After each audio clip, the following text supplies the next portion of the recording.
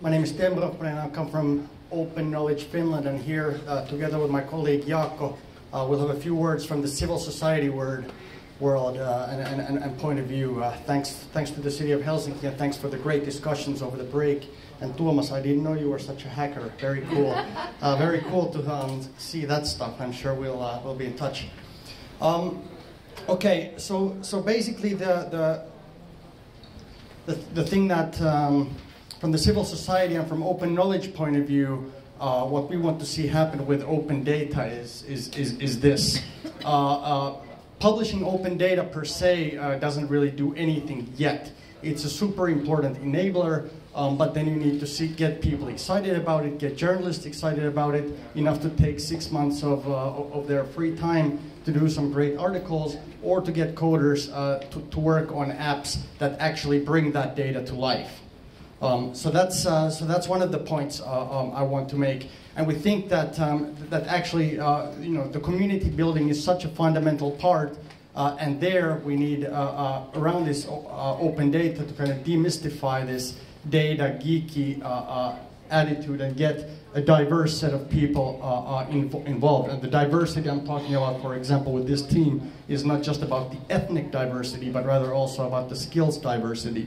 You've got architects and coders and business people and so on in this picture, winners from one of our last year's events. So I want to talk a little bit about the community building.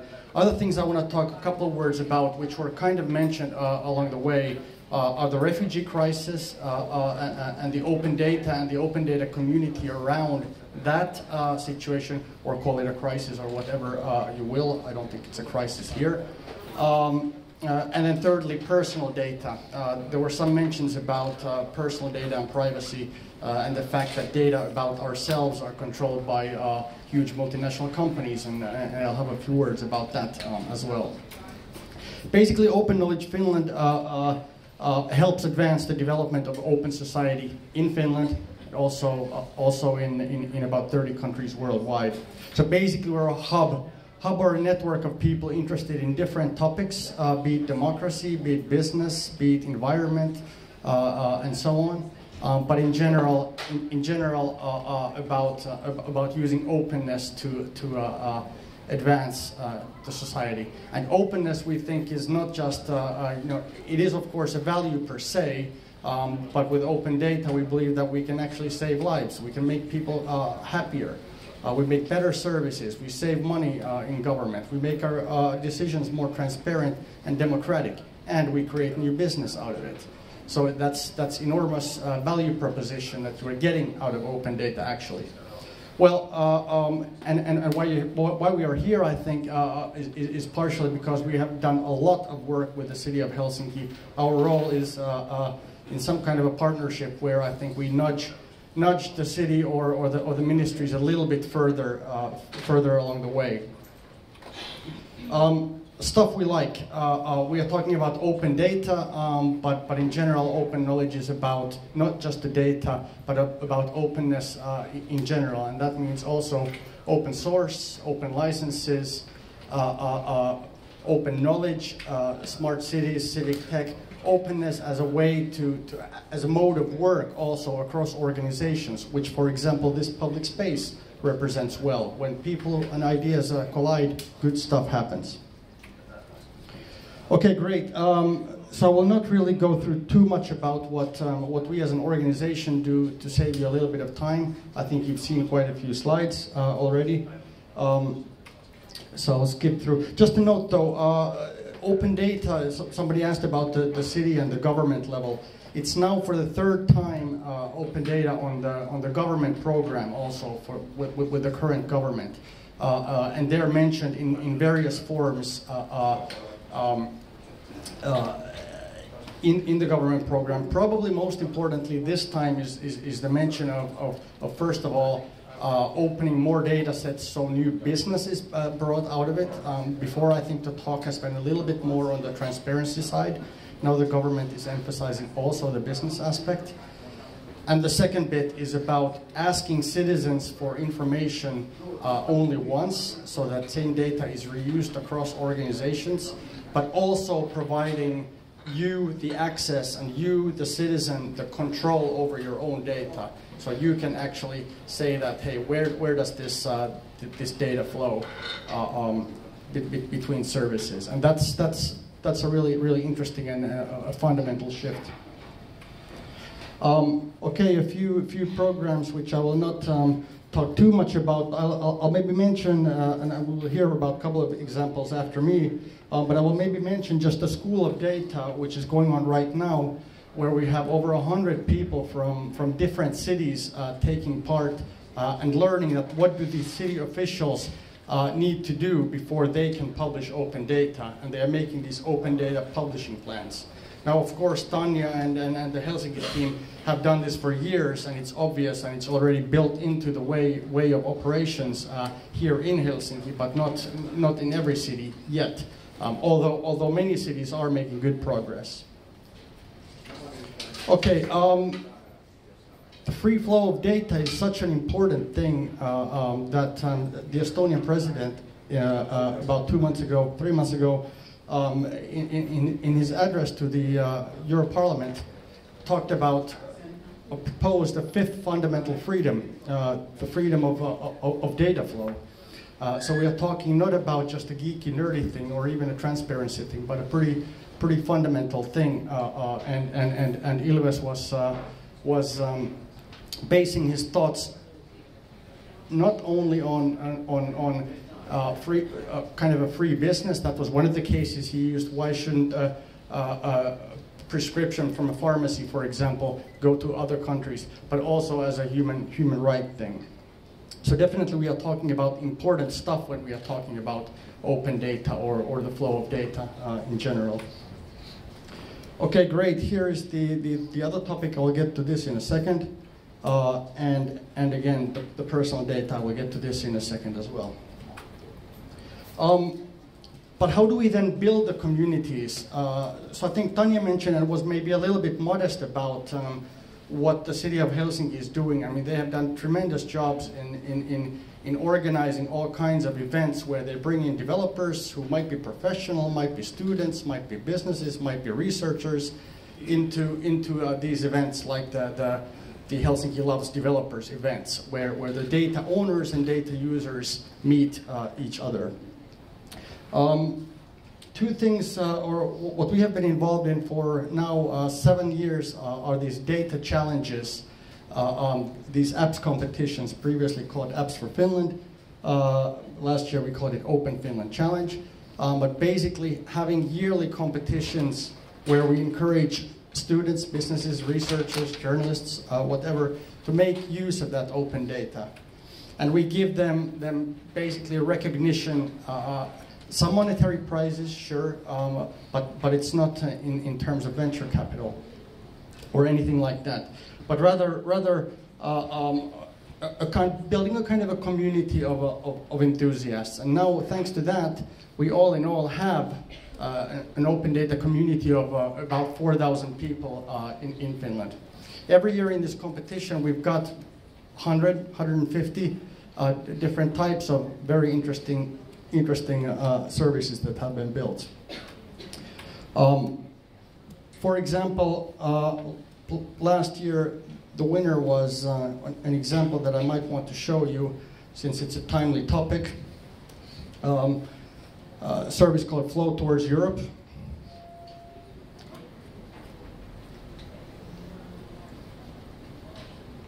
And this is a visualization that is basically telling that how are the people fleeing from different countries into different places.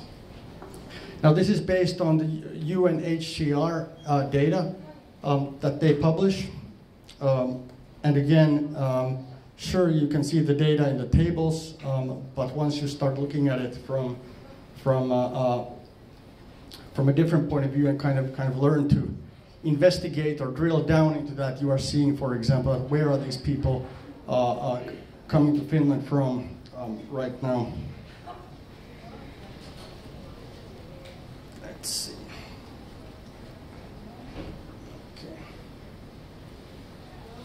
And play around with that. I think you get the idea. it's a great way to show the refugee crisis, and in fact it was so good that the Ministry of or the Migration Office asked to do some further analysis based on this. This was not done by us; it was done by a community organization, a small company that, incidentally, by the way, won your competition, the Uutisraivaaja, something that the Sanoma Foundation does, new media initiatives.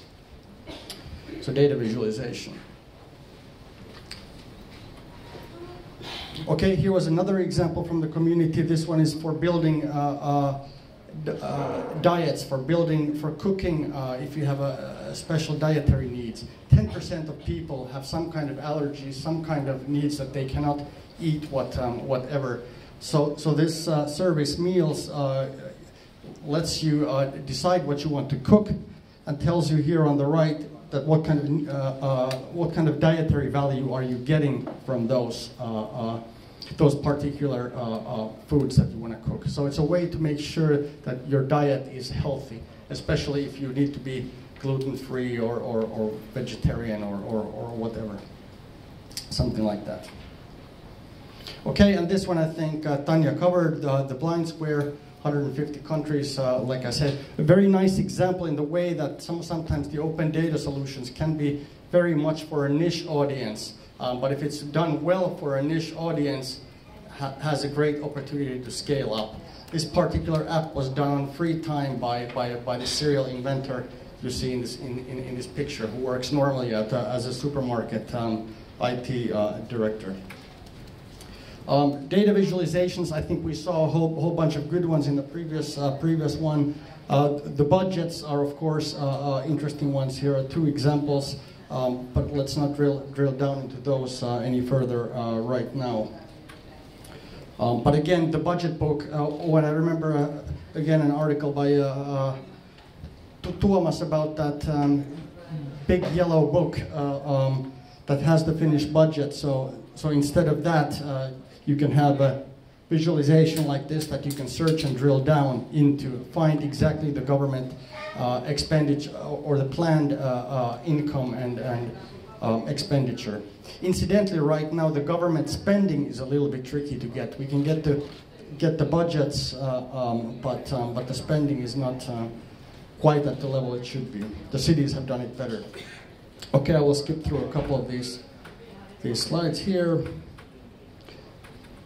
Great. So I wanted to say just a couple of words, first of all, about the refugee crisis. And where this kind of collaboration with cities and with the third sector and the fourth sector could go next. Right now we've seen great apps done by developers, be it for parking, be it for spending, be it for decisions, and so on.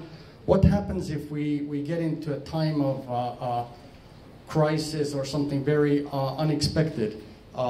We think that in terms of resilience, that there is a lot of opportunities for the city to work with the civil society and individual enthusiasts. So I mean, imagine things like this happening. Let's say we've had some ships, or let's say environmental crisis, for example. What does open data have to do there? Well, first of all, the agility to provide fast information flow, not just to other authorities, but also to third parties, to developers. Developers start to self-organize and start to make interesting apps, and sometimes without the city or the government consent. And that is often a good thing, because good stuff that they do can then be taken into use by third parties. Of course, confidential data you cannot publish, but there is a lot of stuff that you can publish and act as an enabling platform. In addition to this, okay, this is another example from the migration. But example of this would be the Ushahidi platform developed in Kenya some 10 years ago.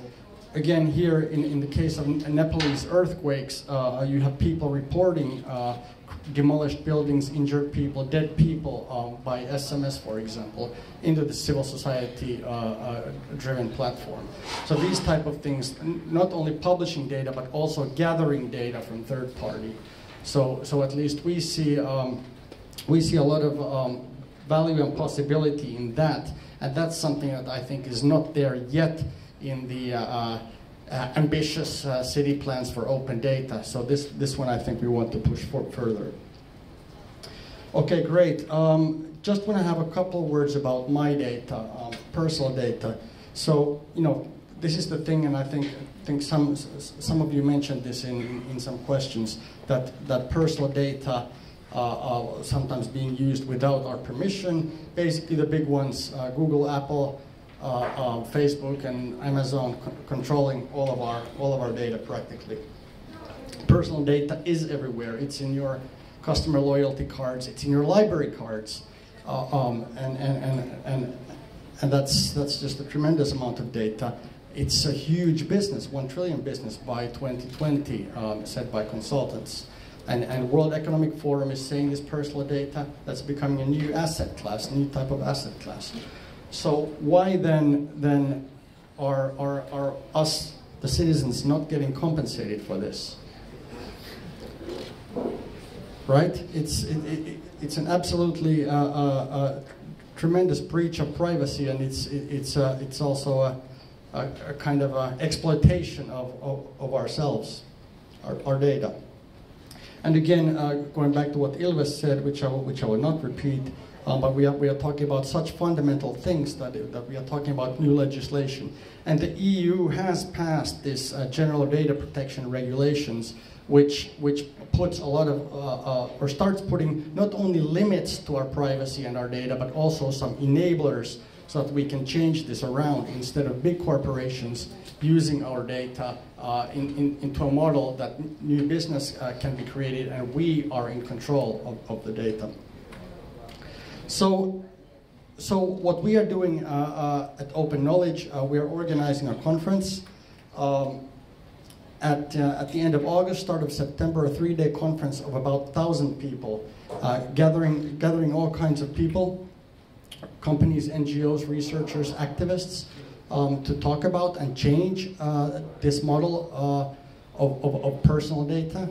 And what we mean here by changing the mode of personal data is giving the persons themselves a chance to control. If I want to give, you know, if I have my activity tracker, I want to give it to some other program which does some analysis. That's fine, but I should be in control. If I want to get my bank statement account and have some third party use that data, that's fine too, as long as I am in control. If I want to combine my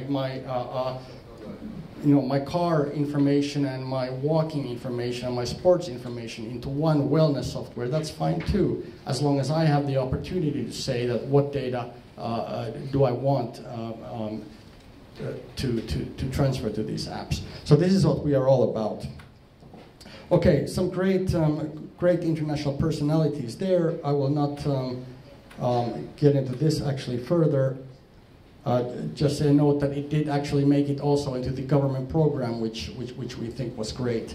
But I think it's time for me to let Jaakko show a couple of examples on the freedom of information.